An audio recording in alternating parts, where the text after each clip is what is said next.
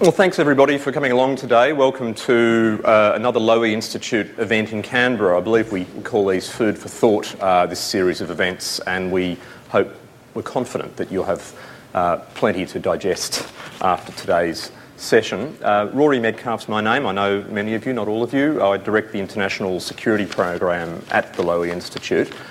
And a very important part of our work in the program is on the nuclear policy front, across the whole range of issues from non-proliferation to disarmament to arms control and nuclear security, including the connection, real or imagined, between nuclear energy and nuclear proliferation.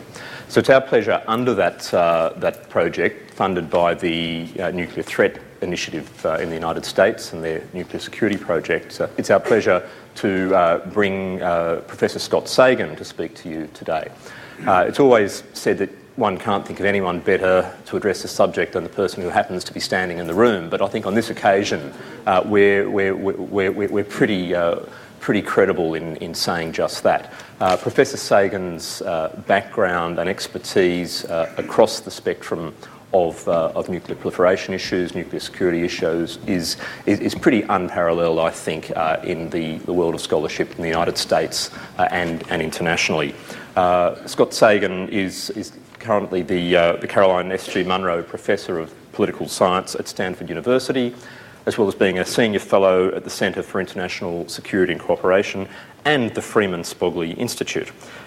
He also serves as the co-chair of the American Academy of Arts and Sciences Global Nuclear Future Initiative.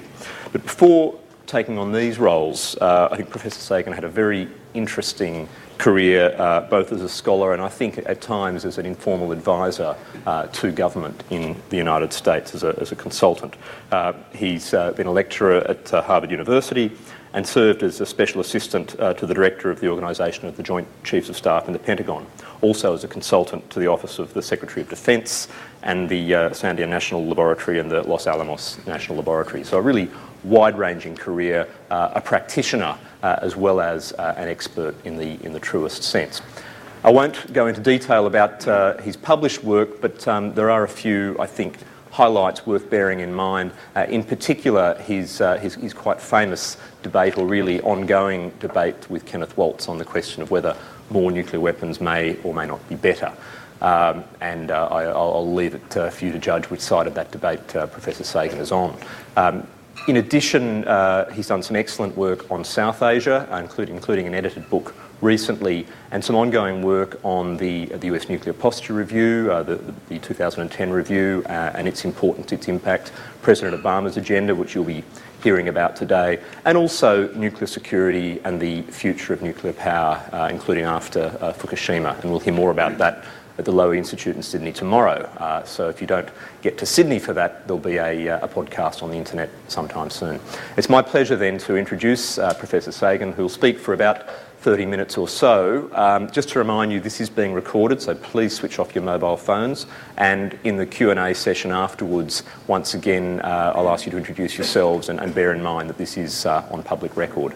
That goes for you too, Professor. Thank you. Scott Sagan, everybody. Thank you. Thank you. Well, thank you, Rory. Thank you all for coming, and a special thanks to the Lowy Institute and the Nuclear Threat Initiative for making this trip to Australia so possible. I've learned a great deal, and I hope that I can return some of that knowledge and insight while I am here. Every time Barack Obama has discussed why he is in favor of a world free of nuclear weapons, the nuclear hawks have descended to attack him.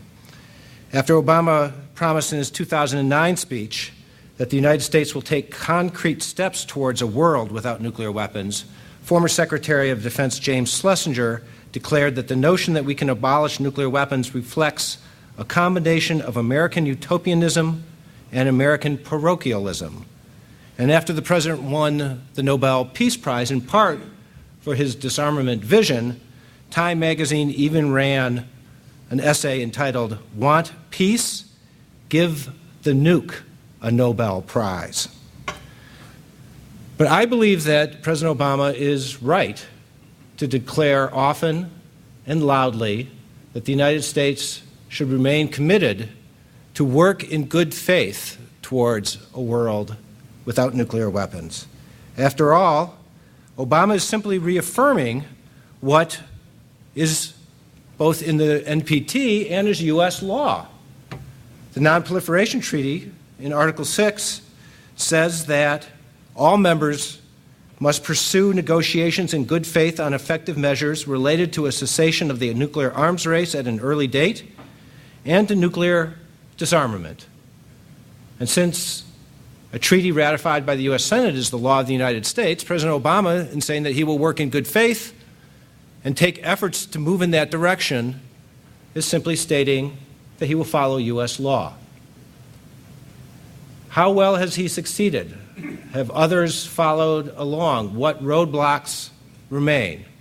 Today, what I will be doing is discuss his convictions, actions that have been taken since then, starting out with his notion of reducing the role of nuclear weapons in U.S. defense policy, and also talk about the many challenges ahead, which I think are grave.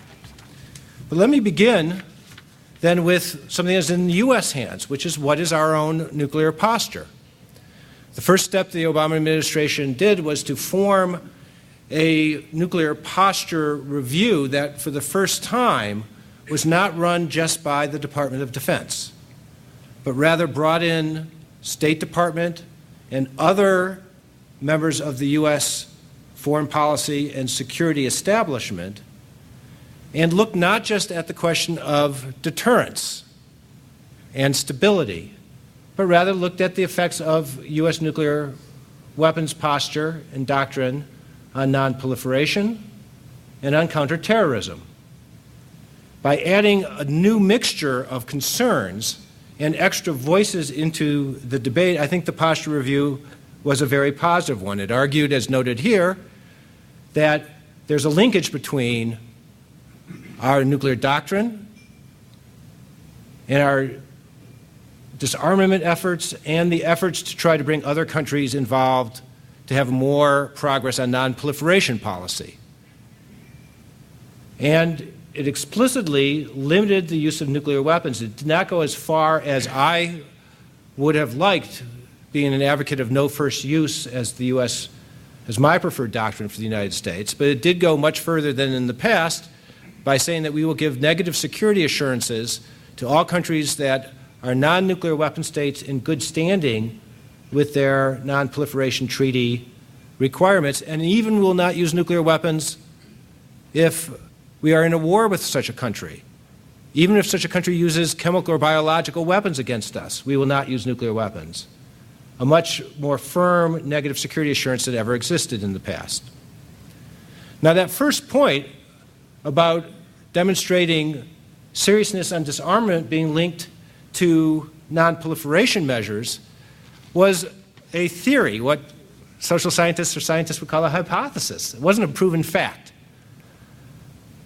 So the first question is, what actions help? Well, first, there's the New START Treaty, which was negotiated. It was a very different treaty than the Bush administration's efforts to try to do things quickly, informally, without verification. This reduced the numbers down to 1,550 warheads on no more than 800 no more than 700 launchers. It had on-site inspections rather than relying just on national technical means. And the United States has committed with the Russians to continue to pursue further reductions, both in non-deployed weapons, weapons that are no longer deployed but have not yet been destroyed, so-called hedge weapons, and in non-strategic, that is, tactical nuclear weapons. And there's severe challenges. The Russians have far larger numbers of tactical nuclear weapons. There are some concerns among some allies of the United States. Some would like to get rid of all tactical nuclear weapons on their soil. Others would apparently would prefer to have a small number. There are still disagreements with the Russians about missile defense. This START treaty would not have been possible had the administration not decided to get rid of the plan to put missile defenses in the Czech Republic and Poland. But the Russians are still opposed to other more theater-oriented missile defense plans, and that still is going to be a real challenge for the administration. And lastly, there's still a challenge of the Comprehensive Test Ban Treaty, which the administration has said it would like to ratify and encourage other countries to ratify, but is afraid to bring it up to the Senate until they believe they are more confident than they are today in having a sufficient number of votes. But the first major successes in terms of non-proliferation occurred at the 2010 NPT Review Conference. Immediately prior to that, Indonesia announced for the first time that it would ratify CTBT, explicitly linking its change of policy to the Obama administration's nuclear disarmament and arms control initiatives. And Egypt and Brazil, who had been very difficult players at the 2005 Non-Proliferation Treaty Review Conference, played a much more positive, helpful role. Egypt was both the head of the NAM, the Non-Aligned Movement, and the New Agenda Coalition, presented very different views as leaders of those two organizations. Brazil argued for nuclear disarmament, complained that the nuclear weapon states have not done enough, but ended up saying some very positive things, including agreeing to a statement that the additional protocol was a very positive force for nonproliferation and that all countries should be encouraged to sign it. In the most detailed analysis of this, Harald Müller, the German scholar, head of the Frankfurt Peace Research Institute, and a member of the German delegation to the Non-Proliferation Treaty, wrote a piece in the March 2011 issue of the Non-Proliferation Review that I edited, and argued, looking at the statements of who said what during the NPT Review Conference, and of the leaders of different coalitions and major players, found very positive statements referring to Obama's commitments about a world without nuclear weapons, the Prague speech, the New START agreement, the nuclear posture review statements, the nuclear security summit trying to reduce the number, the vulnerabilities to terrorist threats with nuclear weapons. Indeed, the only major attacks were the Cuban and the Iranian delegations.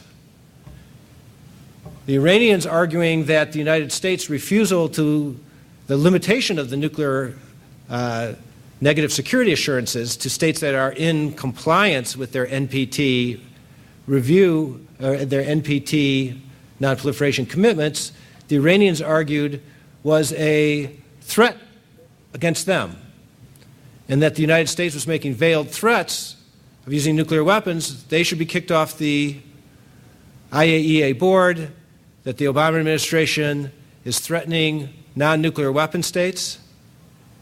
And because of the other efforts of the Obama administration, countries in the non-aligned movement, including importantly Egypt and Brazil, told the Iranians privately, and then even behind the scenes going back to Tehran, Harald Müller reports, that if you do that, you're going to be isolated, you'll lose, and if this particular conference fails, everyone will know it is because of Iran and Iran only. You will have no backers. And the Iranians, in a rare moment of moderation, decided to stand aside and let the treaty go forward with the final statement, praising disarmament efforts, calling for all states to have an additional protocol, and stating that things are moving in the right direction. Now, the one thing I think the Obama administration has not done as well as it should in this area is to call for greater sharing of responsibilities for nuclear disarmament.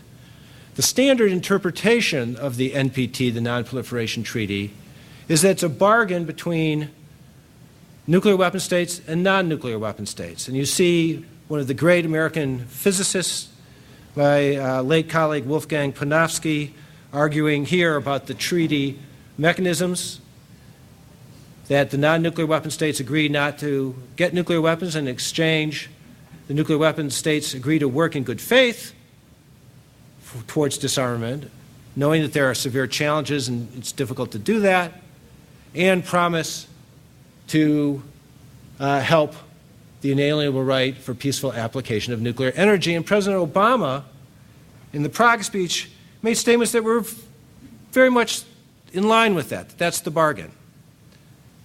And where I think that all of us should think a little more creatively is by thinking about the linkages in the Non-Proliferation Treaty a little bit differently. After all, it's a treaty with many different articles that are related to one another in complex ways. Article 6 is the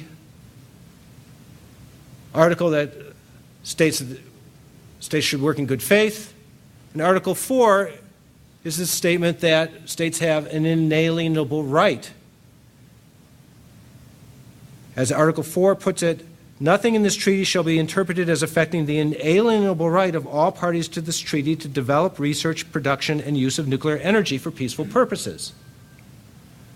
But I note that that article continues on. Indeed, that sentence continues on. The Iranians, when argue with that, they have an inalienable right, stop there.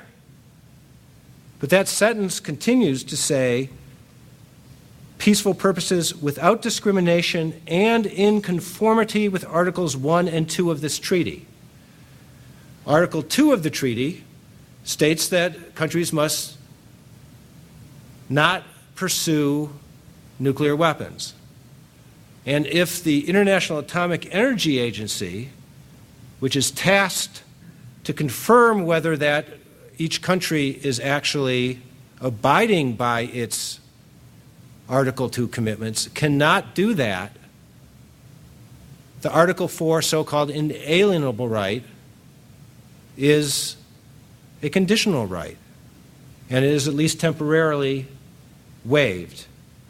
It is conditional on Article 1 and 2. The nuclear weapon states can do more to say that we should have safeguards on our nuclear facilities, the ones at least that are for peaceful purposes. But if the IAEA says that we need to have new tools, such as the additional protocol, I believe that that is a very legitimate condition, a restriction, and that if that is necessary to confirm that someone is abiding by their Article 2 commitments not to seek nuclear weapons, then that can be a legitimate condition for sales or further cooperation. I know that there are many people who agree with that view. There are many who disagree, but I think the Obama administration could be and should be more forceful in making that particular point. I would also note that Article 4 and Article 6 are linked in terms of shared responsibility. After all, Article 6 does not say that the nuclear weapon states must work in good faith towards disarmament. It says that all members of the treaty must work in good faith. And that's important. Thus far, most non-nuclear weapon states, their contribution has been to stand on the sidelines and complain that the nuclear weapon states are not doing enough. I certainly would exclude Australia, which I think has been a real leader in creative thinking on this issue. But within much of the non-aligned movement, their contribution to nuclear disarmament has been one of being a critic and a complainer. And yet, if nuclear weapon states start disarming even further, at some point they're going to be constrained by the fact that uranium enrichment and plutonium reprocessing is still held in some countries, and potentially in the future by more, in the hands of national governments. And uranium enrichment and plutonium reprocessing, if misused, could be used not just for nuclear power, but for nuclear weapons. So the linkage here is that there is a long-term problem with nuclear disarmament if there is not some kind of international control over uranium enrichment and plutonium reprocessing. So I believe that the non-nuclear weapon states should not be allowed to say, I'm not interested in any kind of international control. I have a sovereign right to uranium enrichment and plutonium reprocessing under my own control in my own country, because if they do that, at some point that is going to lead to a failure of disarmament. So my interpretation, that again is controversial, some people agree and some disagree, is that the non-nuclear weapon states, as part of their Article 6 commitment to work in good faith towards disarmament, should be willing to engage in good faith negotiations for international control over the fuel cycle. Because without that, I don't believe we can get to disarmament. There are shared responsibilities here, and we should accept them. I can't say, nor should one say, exactly how one is going to get there, but it's an Article 6, it's a disarmament issue, not just a safeguards and control issue. Now, I do want to report one positive piece of news here, is that the Nuclear Suppliers Group did this last June come up with a deeper restriction and set of guidelines. It is a more precise set of guidelines about how at least technologies related to uranium enrichment and plutonium reprocessing could be sold. In the past, you simply wanted to encourage, the Nuclear Suppliers Group said that suppliers should exercise restraint.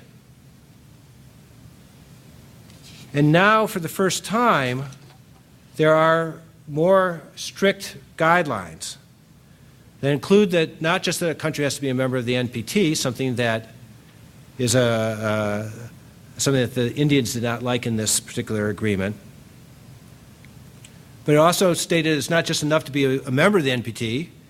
You have to be a member that is not under review for potential violations. You also have to have the security mechanisms that UN Security Council 1540 resolution put in place, good laws controlling exports, etc. You have to have not just a comprehensive safeguard agreement, but an additional protocol or a regional activities such as what the Brazilians and the Argentinians have that permits the IAEA to have greater confidence that countries are not cheating on their NPT Article 2 commitments not to seek nuclear weapons. And you have to have safeguards, not just ones that would last as long as you're a member of the NPT, but in order to reduce the likelihood that a country could acquire technologies and materials while a member of the NPT, withdraw from the NPT, which you can do under Article 10 of the NPT, if you give 90 days notice stating the security reasons that force you to do that. Under current regulations, you could keep the materials unless there's a side agreement not to do so. And this new restriction of the Nuclear Suppliers Group said for sensitive technologies, you have to have safeguards in perpetuity. Let me conclude with two other major challenges, ones that I think are ongoing and have had some positive steps, but still very serious problems.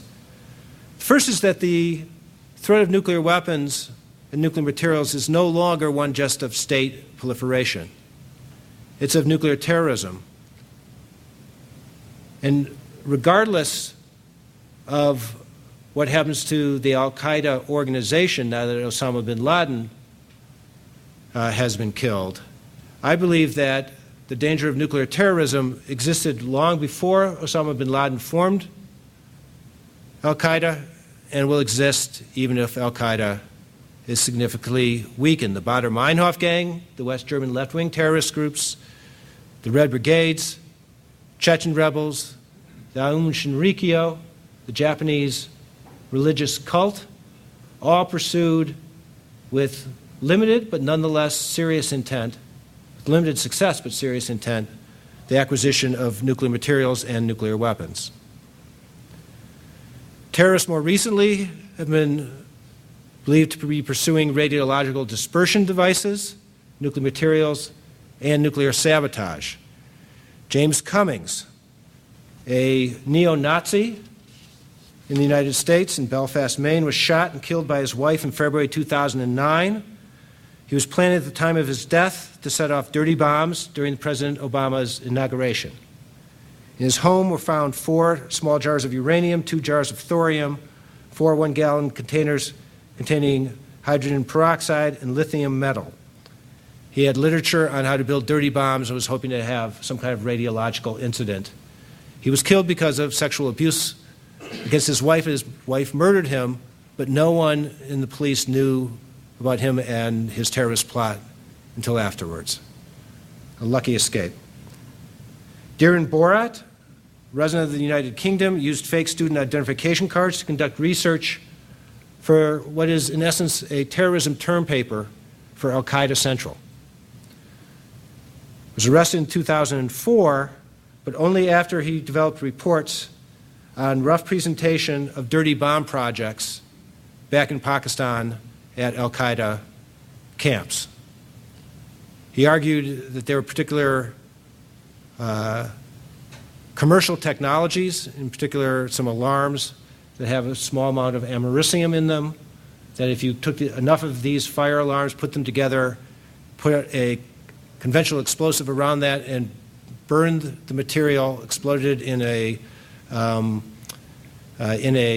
contained area with many people in it, up to 500 people would die, inshallah, his report reported from long-term cancer risks. Again, was caught by British police and is currently still in jail. And most recently, Sharif Mobley was arrested in March 2010 by counterterrorism officials in Yemen for his ties to Al-Qaeda on the Arabian Peninsula. It was discovered after his arrest that he had, as recently as 2008, passed U.S. federal background investigation and had served as a janitor at nuclear power plants in a number of sites in the United States. It had not been reported that he had referred to his fellow non-Muslim co-workers as infidels and told a friend in the labor union that we are brothers in the union, but if holy war comes, look out. So clearly, even in the United States, which has very strict regulations in this regard, there can be gaps. It is fortunate that the Obama administration has launched the nuclear security initiative, including summit meetings. There'll be one in Seoul next year. In 2010, they set a goal of having vulnerable nuclear materials to be secured within 4 years, and we'll have a progress report in 2. They've also supported the establishment of the World Institute for Nuclear Security, supported not just by the Department of Energy, but also by the private organization Nuclear Threat Initiative and a number of other government agencies to share best practices among nuclear operators for physical protection. And now you have key challenges, including new energy states, some of whose representatives are here in this room, who have to ensure that their governments pursue the best practices that are known to protect against terrorist attacks against facilities or theft from facilities, including, as we know from the Fukushima accident, potential protection against materials in spent fuel ponds, which are dangerous not only if there's an accident, but if there's a terrorist attack against the spent fuel pond as well. And ultimately, I think we need to have a greater awareness that a nuclear terrorism incident is not just an attack against the site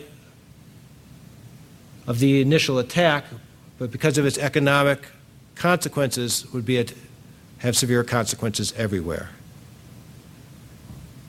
And the final challenge, of course, is the spread of nuclear capabilities in the Middle East.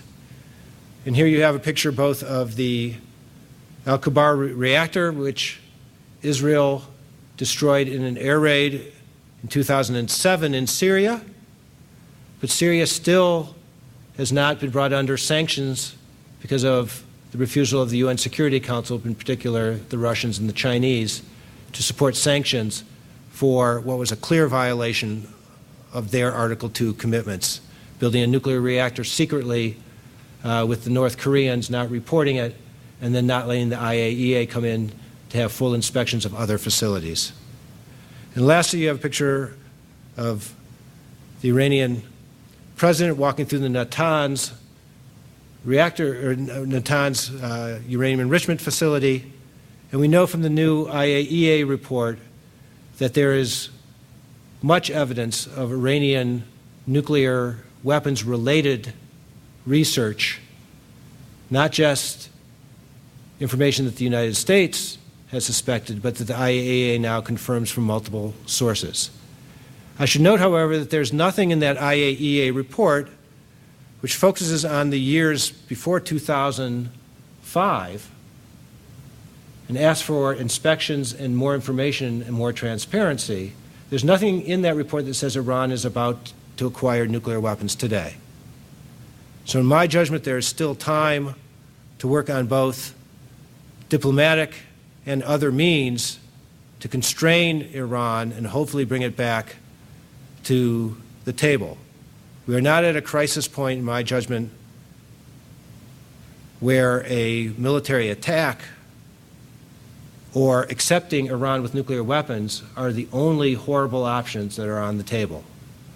There's still time to slow down the Iranian program, to potentially have changes in their positions or potentially changes in their government that could lead to a much better solution.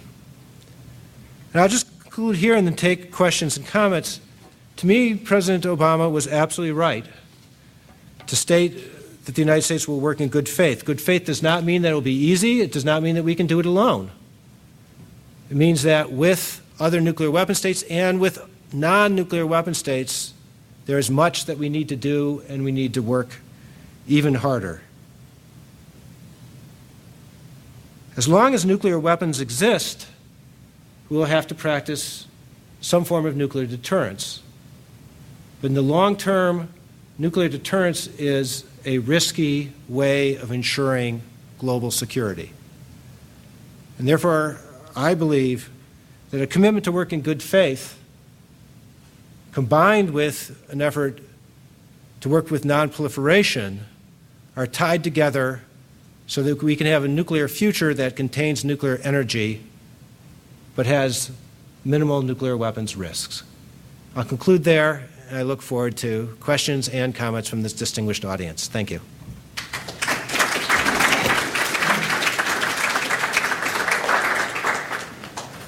Thanks very much, Scott. And I think we've covered a lot of ground there. I think there's many questions that opens up. We'll take your questions and I'll give you the opportunity. So please raise your hands and we'll try and get to as many of you as we can. Can I ask that you identify yourself if possible so that I can get a sense of background and can shape the question answer? That would be tremendous. So look, we'll start right down the front here with Doug Keane.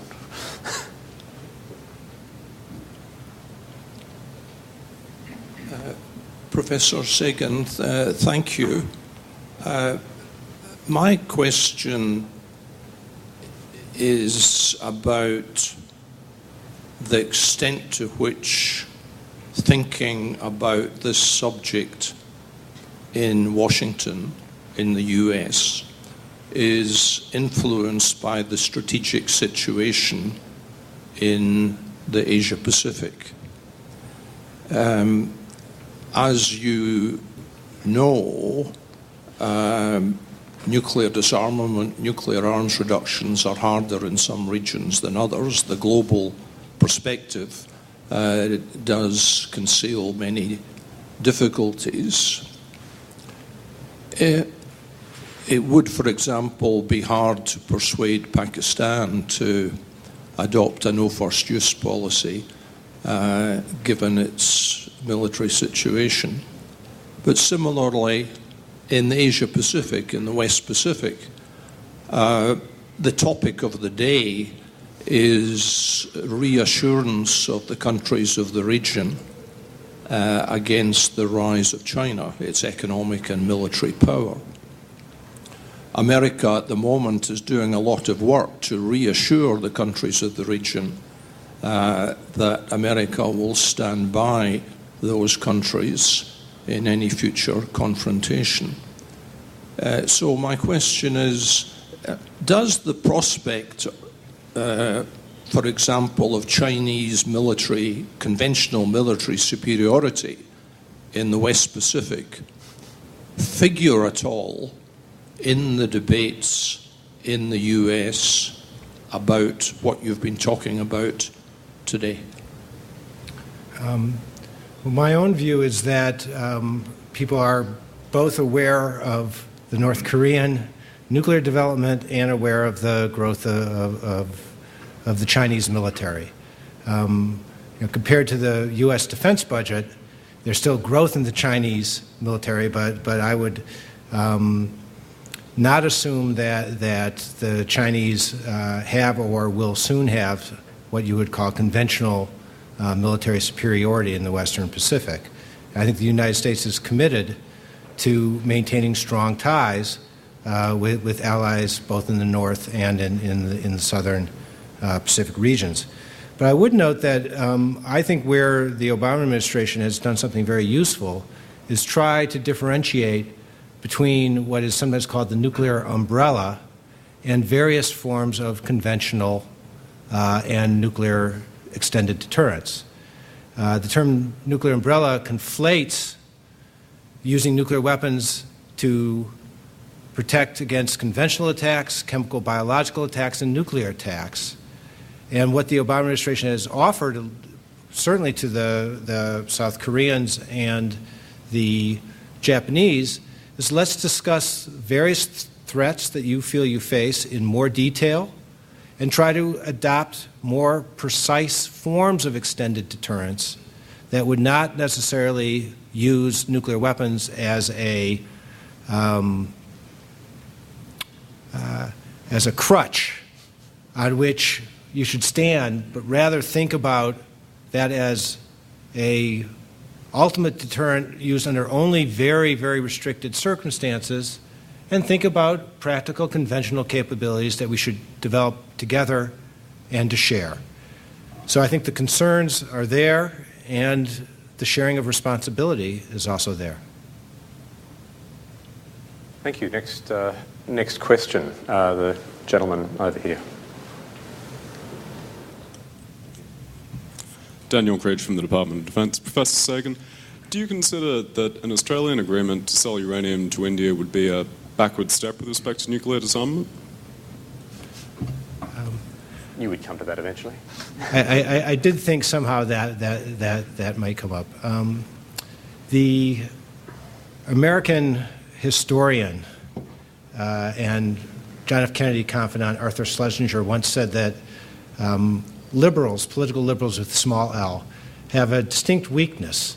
They often pursue, or they prefer, immaculate failures to splattered successes. It is the right of the Australian government and the Australian people to pursue an immaculate failure in this regard. That if you maintain that you will never sell uranium to countries, because they haven't joined the NPT, even a country in which other governments have said that its behavior warrants an exception to previous rules, you will behave in an immaculate fashion, but I think it will be a failure because it will not have any effect on India other than to hurt Australian ties to India. It won't change India's behavior with respect to its own non-proliferation export rules. It won't affect its weapons or its non-weapons nuclear policies. Indeed, I would hope that whatever final agreement is made, that Australia uses a potential sale to try to discourage India from testing nuclear weapons in the future and to build more nuclear power, because I frankly would like to see more nuclear power and less use of coal in India. And I think the Australians could be helpful on both fronts. Thank you. At the back of the room. Dr. Malcolm Davis, Department of Defence. Question relating to Russia. President Medvedev has just recently suggested that as a result of breakdown in negotiations over missile defence that he's threatening to withdraw Russia from the New START treaty. How much of a backward step would this be if in fact that happened? And secondly, with Prime Minister Putin likely to move back into the presidency next year, how do you think the challenges are going to emerge in terms of taking next steps beyond New START if New START manages to survive? It's interesting how when our own governments make statements, we often say, well, that's for domestic political purposes. And when other governments make statements, we rarely do that. We assume, oh, they really must mean what they say, and this is not a bargaining position or not something posturing for domestic audiences. I'm not convinced at all that the Russians are seriously contemplating pulling out of the treaty. If they did, it would be very, very serious. I think they're signaling their displeasure with missile defense and signaling at home that they want to stand tough in future negotiations.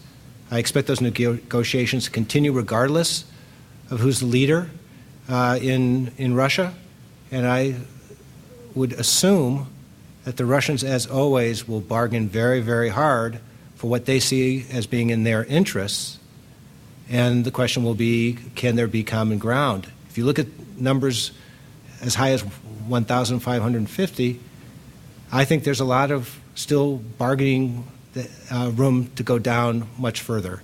So I'm not confident, but I'm moderately confident that there'll be negotiations and they'll continue on. Thanks. Well, I'm sure we have more questions here. Yes, Hugh White.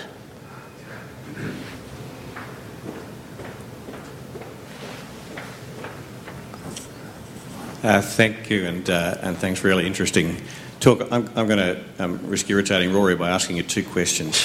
The first is about the evolution of American policy towards North Korea on nuclear weapons. Towards North Korea. I may be overinterpreting the data, but President Obama's speech here in the Australian Parliament the week before last used a strange formulation which spoke very forcefully about the unacceptability of North Korea proliferating its nuclear capability, but said nothing about the unacceptability of its preserving its nuclear capability. And I wonder whether you think that actually signals a shift in, so to speak, the goalposts in US policy. The second question really is to get back to the question that Doug Keane put to you. We could have an interesting debate about just how far China's military capability has gone to, conventional military capability has gone to neutralise US conventional advantages in the Western Pacific. But to avoid doing that, let me just ask you a hypothetical. Were China to develop conventional capabilities to the point where it could neutralise American capacity to project power in the Western Pacific with conventional means, would that start to undermine America's commitment to disarmament? In other words, is America's willingness to abandon nuclear weapons conditional on it continuing to be able to exercise conventional superiority? Because if the answer is no, then the trajectory becomes very significant. Right.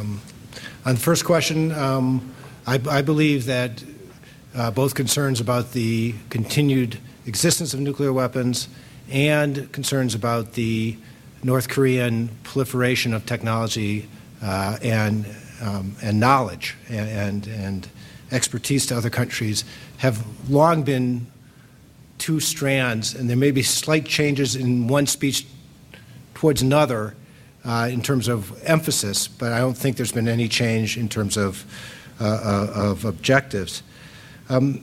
Your hypothetical, I guess I would not want to try to go there in terms of saying what would go first, the American commitment to work in good faith towards eventual elimination, or the American desire to maintain adequate conventional capabilities.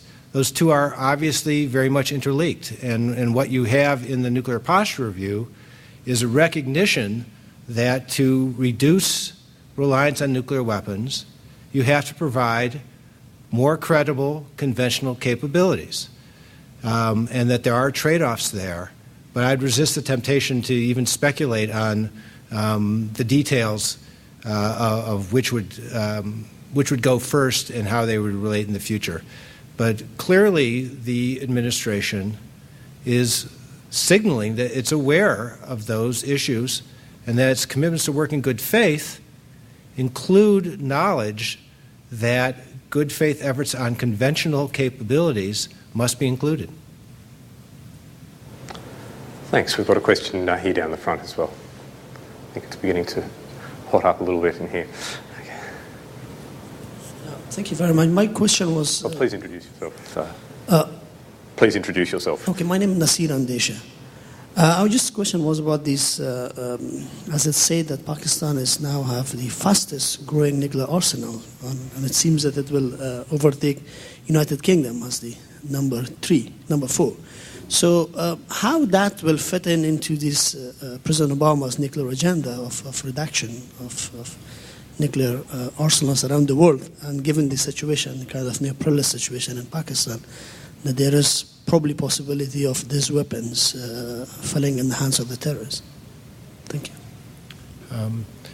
Well, if you thought the challenges that I presented were strong, the one that you presented is even stronger, because Pakistan, the Pakistani military does believe that nuclear weapons are essential to their security today.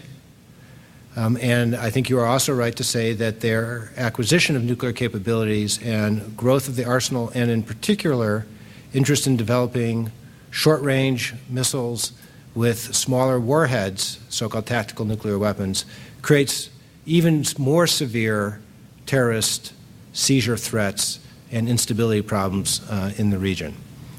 That said, I think the United States has sought through, especially the Fissile Material Cutoff Treaty, and through the efforts to have a comprehensive test ban treaty, to put a cap on what is a slow but nonetheless alarming arms race emerging in South Asia. We're not there yet. Indeed, we have not even been willing to bring up the ratification for the comprehensive test ban in the United States because of opposition from American conservatives over that. But if that does go forward, I believe that the Indian government will feel obligated to move forward with its own ratification. And then Pakistan, being potentially the only country standing between, if China, the U.S., and the Indians all ratify this, I think Pakistan would be under enormous pressure to do so. That doesn't solve the disarmament issue, nor the terrorism issue. They have to be dealt with in other issues, but it does at least put a cap on those capabilities. Thank you. I think we've got one more question at the back there, and then I've got a final question I want to put to you, Professor, about really what Australia can and should do across the wider agenda, but we'll come to that in a moment. Thank you, Professor Thorsten Essingich. I'm from the Austrian Embassy in Canberra, and I would like to know about the nuclear posture review that you have presented. You said that that it will depend on the behavior of countries, whether they will be subject to it or not. Now that is that a sovereign decision by the US, or will the US refer to decisions of international bodies like the IEA in defining whether there was a breach of compliance? That would be my first question. The second, you have mentioned the modified NSG rules, which first states that states have to be NPT members.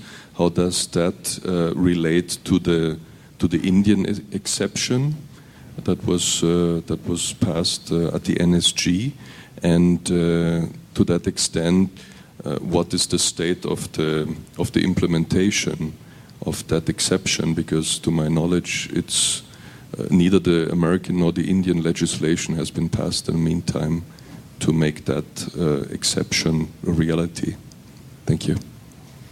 On the first question, the United States government has reserved for itself the right to determine whether a country is in compliance with its NPT commitments.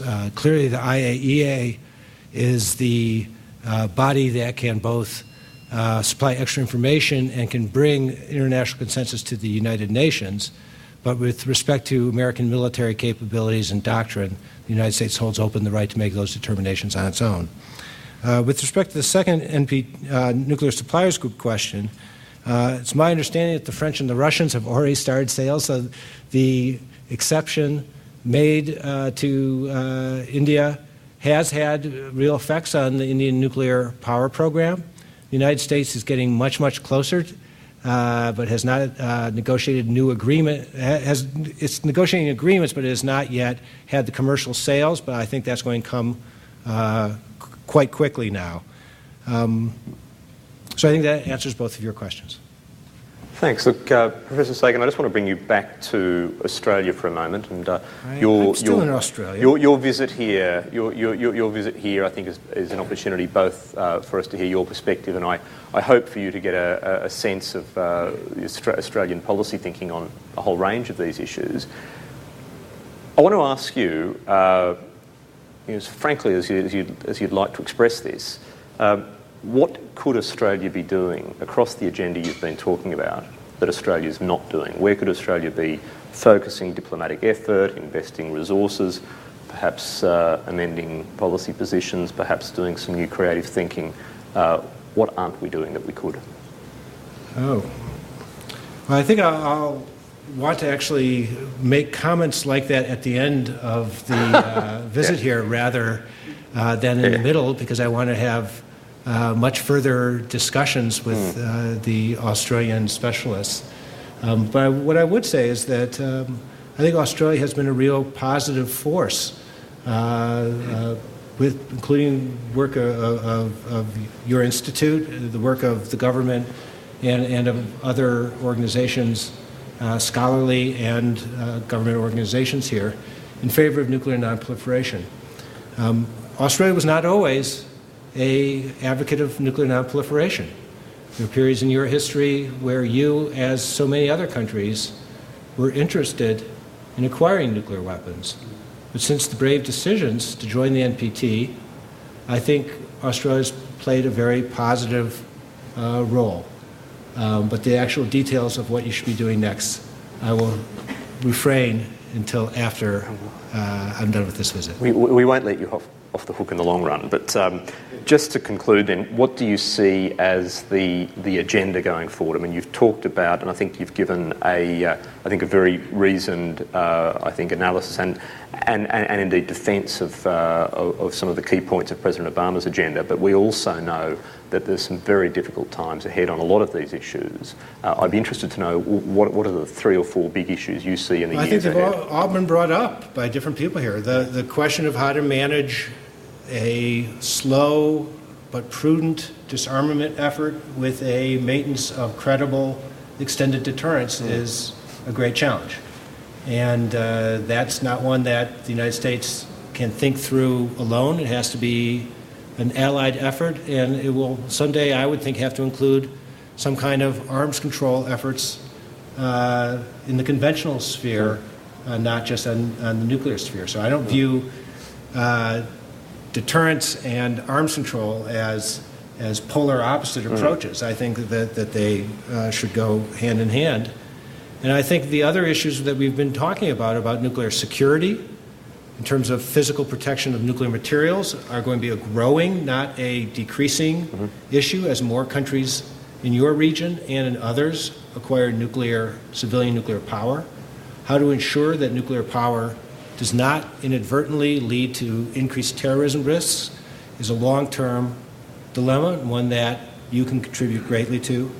And lastly, on the safeguards front, I think it's great that the NSG adopted more firm and more precise constraints on sales of sensitive nuclear technology. They did not do the same with respect to regular nuclear technology. And if you're concerned that light water reactors have their own less serious but nonetheless consequential security concerns and non-proliferation concerns around them, I think having greater export controls there are one of the next big steps. Fantastic. You've given us a lot of help with our agenda. So I think you've you offered us all, I think, also a really good insight of where the agenda is going forward. I think the critiques, but also the arguments for President Obama's agenda. It's been a most useful presentation, Professor Sagan, and I hope we've all found something to take away and think about. The podcast of this will be on our website soon, and I encourage you to share it with colleagues and friends who weren't here today. But I want to now really offer my thanks and ask you to join me in thanking Professor Scott Sagan. So, thank you. Cheers.